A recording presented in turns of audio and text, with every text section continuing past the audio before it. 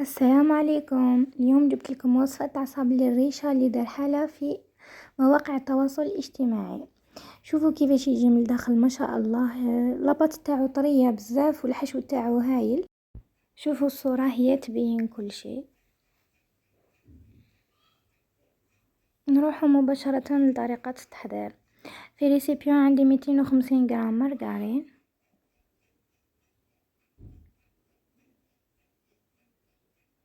نضيف لها 2 صفار بيض وحبة بيض كاملة، نضيف قرصة ملح ومغرف لافاني، نضيف 4 ملاعق سكر جلاس، ونطلع المكونات مع بعض.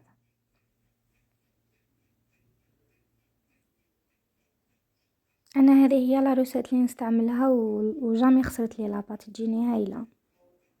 نضيف هنايا ربع كاس زيت حتى تشوفوا الخليط تاعكم بياض هاك. هنايا ضفت لاروم تاع البيستاش، تقدروا تضيفوا لاروم اللي بغيتوها.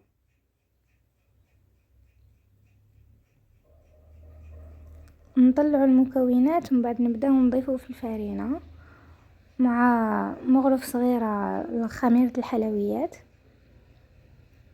نطموها حتى يتلاي من الخليط، نخلوها ترتاح ونبسطوها. هنايا حاولوا مترقوهاش مليح.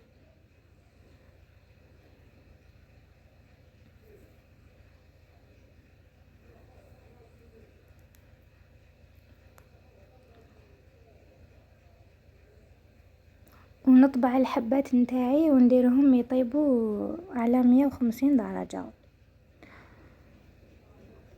هنايا بعد ما طابوا لي راني نعمر فيهم بكريمة الزبدة كنت شاركتها معاكم في القناة، وفي الوسط درت لهم شوي كراميل طوفيا.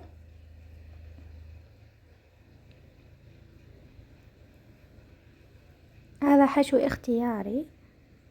زدت ضفت لهم من الداخل شوية حلوة الترك، تقدروا تستغنوا عليها.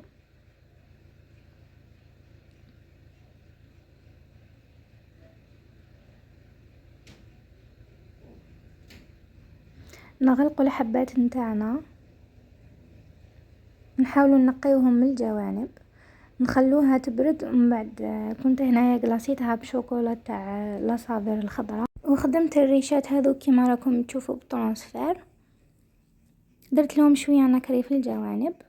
هنايا نلصقوا هذوك الريشات فوق الحبات نتاعنا. شوفوا الحبات نتاعنا كيفاش يجوا متحوفين.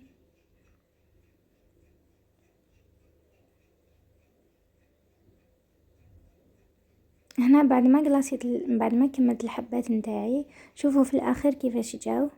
الشكل نتاعهم باهي ما شاء الله. من الذوق نتاعهم ما عندي ما نقول بنة.